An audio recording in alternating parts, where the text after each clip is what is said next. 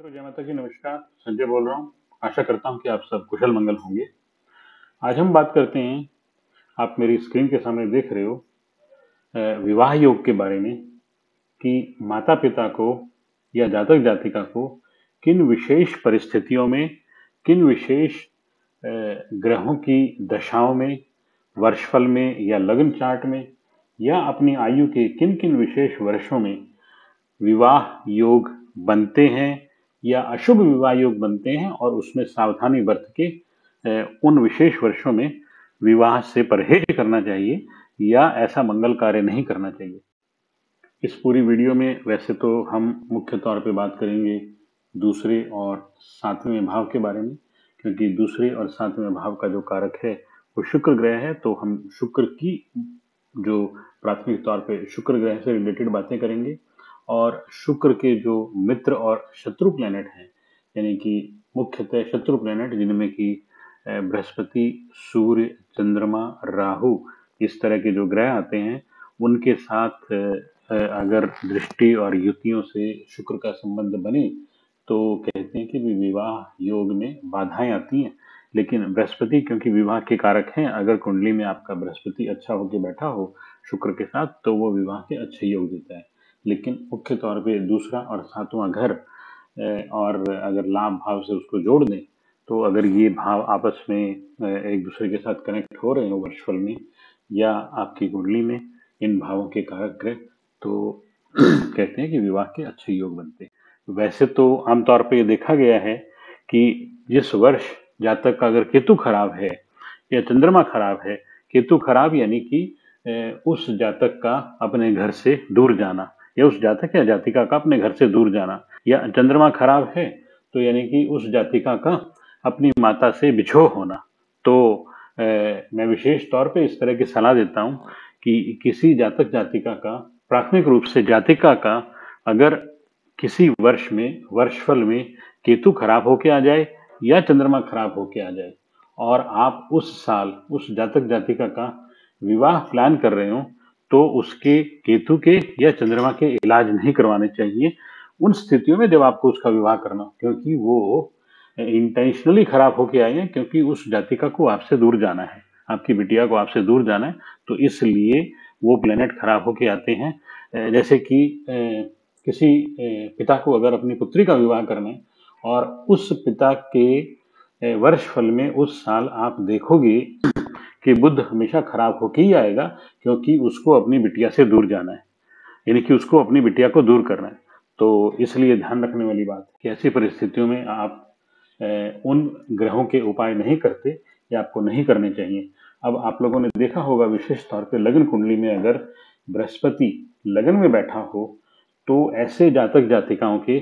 22वें वर्ष में विवाह हो जाते हैं, 22वें वर्ष से पहले विवाह हो जाते हैं। क्योंकि आप ये सामने मेरा चार्ट देख रहे हो, इसमें ये जो आपके सामने राइट साइड में बना हुआ है, ये ग्रहों का 35 साला चक्कर है। यानी कि सभी ग्रह अपनी एक विशेष परिस्थितियों में विशेष आयु में मैच्योर हो जाती हैं जातक के अंदर। तो बृहस्पति 16 साल में मैच्योर हो जाता है और उसकी आयु 21 साल तक रहती है। तो यानी कि अगर बृहस्पति लगन में हो, तो ऐसे जातकों का अगर विवाह 21 साल से पहले हो जाए तो वो शुभ रहता है, वो अच्छा रहता है। वो एक अलग बात है कि देश काल परिस्थिति के अनुसार या लॉ ऑफ द लैंड 21 साल की आयु में आजकल ये सब व्यवस्थाएं अलाउ नहीं करता, पर हम सिर्फ ज्योतिष के संदर्भ में बात कर रहे हैं। और अगर किसी जातक का सूर्य लगन में है और सप्तम भाव खाली है, यानी कि सातवां भाव खाली है, यहाँ पे पहले भाव में आपका सूर्य आ जाए और सातवां भाव अगर खाली है, तो कहते हैं कि ऐसे जातक को 24 वर्ष से पहले विवाह कर लेना चाहिए, या उनके 24 वर्ष से पहले विवाह के उत्तम योग बन जाते हैं। अगर किसी जातक का चंद्रमा सप्तम भाव में बैठा है और वो 24वें या 25वें वर्ष में विवाह कर ले, तो कहते हैं कि उसकी माता के लिए या उसके धन के लिए वो शुभ नहीं होता, क्योंकि जो चंद्रमा की आयु है वो 24 वर्ष है। और अगर चंद्रमा 24वें वर्ष में या 24वें 25वें वर्ष में जब चंद्रमा की आयु होती है जिस साल में, अगर उस साल व्यक्ति शुक्र को एक्टिवेट कर ले, क्योंकि चंद्रमा सप्तम भाव में बैठा है, और वहां पे अगर उसी साल में उसकी आयु में शुक्र की एंट्री है, यानी कि पत्नी की एंट्री हो जाए, तो ये दोनों प्लेनेट आपस में एंटी होते हैं, आपस में शत्रु होते हैं। इसलिए ये उस जातक के लिए ठीक नहीं होता। तो कहा गया है कि उस जातक को की माता को या उसके धन को हानि होती है उस वर्ष में। और इसी तरह से अगर शुक्र लग्न में हो तो कहते हैं कि 25वें वर्ष में किया गया विवाह स्त्री और धन दोनों को नष्ट कर देता है, यानी कि उसकी पत्नी की आयु के लिए भी वो हानिकारक होगा अगर शुक्र यहाँ पे लग्न में बैठा हो। और शुक्र की आयु जो कि 25वें साल में शुक्र एक्टिवेट हो जाता है, क्योंकि ये लगन वाला जो भाव है ये सूर्य का भाव है, बृहस्पति का भाव है। तो इस भाव में बैठे हुए शुक्र को बृहस्पति और सूर्य जो दोनों का शत्रु है, शुक्र की आयु में उसको एक्टिवेट नहीं करना चाहिए उस शुक्र को। यानी कि अगर पत्नी का जीवन में प्रवेश हो जाएगा तो वो इस भाव के फलों को नष्ट कर देता है। तो उसको शुक्र की आयु निकलने के बाद या मंगल की आयु आने के बाद 28वें साल में ही मंगल कार्य के बारे में सोचना चाहिए। अगर किसी जातक का शुक्र सप्तम भाव में है तो ये शुक्र अपना स्वग्रही होके बैठा है वहां पे, तो कहते हैं कि उस जातक को 25वें वर्ष में या 25वें वर्ष के बाद विवाह कर सकती है। लेकिन ये भी कहा गया है कि अगर शुक्र पंचम भाव में बैठा हो तो वो जातक को प्रेम विवाह की तरफ ज्यादा उकसाता है, पर ऐसा किया गया प्रेम विवाह उसकी संतान के लिए बहुत हानिकारक होता है। यानी कि लाल किताब में स्पष्ट रूप से लिखा गया है कि ऐसी संतान अपने को पिता नहीं कहती। और अगर शुक्र अष्टम भाव में यहाँ पे बैठा हो, जो कि ये मंगल बुध का घर है, शनि का भी घर है,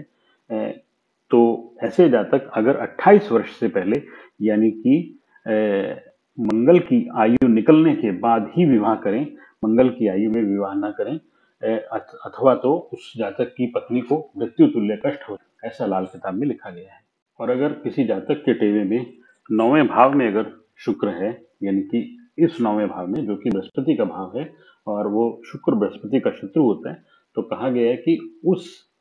भाव में अगर शुक्र है तो शुक्र की आयु यानी कि 25वें वर्ष में विवाह नहीं करना चाहिए, वो जातक के लिए अशुभ होता है। और इसी तरह से 11वें भाव में अगर शुक्र है तो ये कहा गया है कि ऐसा जातक गौदान करे और उसके बाद ही विवाह करे।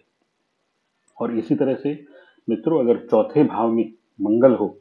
आप सब समझते हो कि चौथे भाव का मंगल खराब होता है, मंगल वध होता है, तो ऐसे जातक को मंगल की आयु निकलने से पहले या मंगल की आयु आने से पहले 28वें वर्ष से पहले विवाह नहीं करना चाहिए, क्योंकि वो माता पिता के लिए मृत्यु तुल्य कष्ट होता है। ये मंगल की आयु मैच्योर होने की डेट होती है 28वां वर्ष। और मित्रों, अगर बुध 12वें भाव में हो, अब 12वें भाव का बुध अच्छा नहीं होता, नीच का बुध होता है, तो इसलिए कहा गया कि जो शुक्र की आयु यानी कि 25वें वर्ष में ऐसे जातक को विवाह नहीं करना चाहिए, वो भी माता पिता के लिए बहुत कष्टदायक होता है। और जिस जातक की कुंडली में छठे भाव में अगर बुध हो तो ऐसा कहा गया है कि वो अपनी कन्या का विवाह उत्तर दिशा में ना करे। यानी कि किसी जातक की टीवी में अगर छठे भाव में बुध हो तो, क्योंकि बुध की दिशा, बुध और चंद्रमा की दिशा नॉर्थ की दिशा होती है, तो नॉर्थ की दिशा में कन्या का विवाह करना उस कन्या के लिए अच्छा नहीं हो। और इसी प्रकार से मित्रों, अगर किसी जातक का शनि छठे भाव में बैठा है तो कहा गया कि वो 28 वर्ष से पहले विवाह न करे, अथवा उसकी माता, स्त्री और संतान तीनों के लिए उसका नीच प्रभाव होगा उस शनि छठे का। और इसी तरह से मित्रों, अगर राहु 7वें भाव में बैठा है, यहाँ पे अगर राहु बैठा है, आप सब समझते हो ये 7वां भाव शुक्र का भाव है, और अगर राहु 7वें भाव में आ जाए तो 21वें वर्ष से पहले विवाह नहीं करना चाहिए ऐसे जातक को, या 21वें वर्ष में विवाह नहीं करना चाहिए। अगर राहु सप्तम भाव में हो किसी जातक के टेवे में, तो कहते हैं कि 21वां वर्ष यानी कि जो बृहस्पति की आयु होती है 21वां वर्ष, उसमें उस जातक को विवाह नहीं करना चाहिए। ऐसा विवाह सफल नहीं होता, उस स्त्री या उस जातक के परिवार के लिए कलह का कारण होता। तो मित्रों, अगर किसी जातक के टेवे में सूर्य और शुक्र की युति हो तो कहा गया कि सूर्य की आयु जो कि 22 वर्ष है और शुक्र की आयु जो 25 वर्ष है, उसमें उस जातक के इन दोनों एज रेंज के बीच में, कि 22 से 25 वर्ष की आयु के बीच में विवाह किया गया अशुभ माना जाता है, या वो अशुभ फल देता है। और मित्रों, अगर किसी जातक का वर्षफल में शुक्र चौथे भाव में आ जाए तो कहते हैं कि दूसरे और 7वें भाव में सूर्य, चंद्र और राहु नहीं होने चाहिए, क्योंकि ये तीनों ग्रह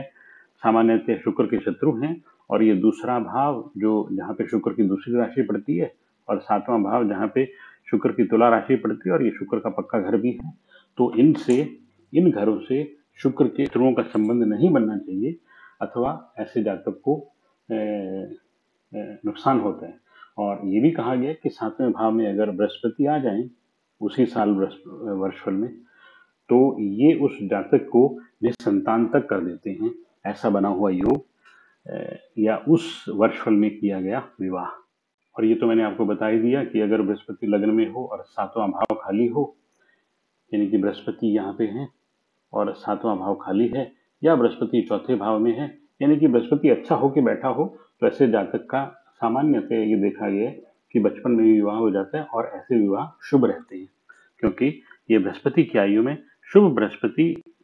उस जातक के टेबल में बैठा है शुभ होके, और बृहस्पति की आयु में ही विवाह हो जाता है, तो ऐसे विवाह बहुत शुभ विवाह कहे जाते हैं। तो मित्रों, ये थे लाल किताब के सागर में से निकाल के इस 10 मिनट की छोटी सी वीडियो की गागर में मैंने आपके लिए विवाह के कुछ ऐसे योग भर दिए कि जिससे आप अंदाजा लगा सकें कि विवाह का जो कारक ग्रह शुक्र है, उसकी आयु में या उसके शत्रु ग्रह जो चंद्रमा, बृहस्पति, सूर्य या राहु, उनके साथ उनके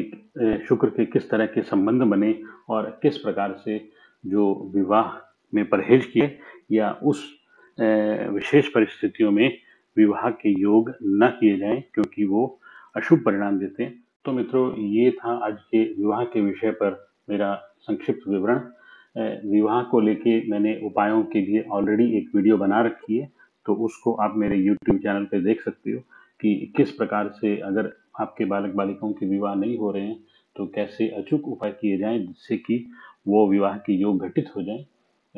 तो वो वीडियो आप देख सकते हो उसके। तो इसलिए मैंने इस वीडियो में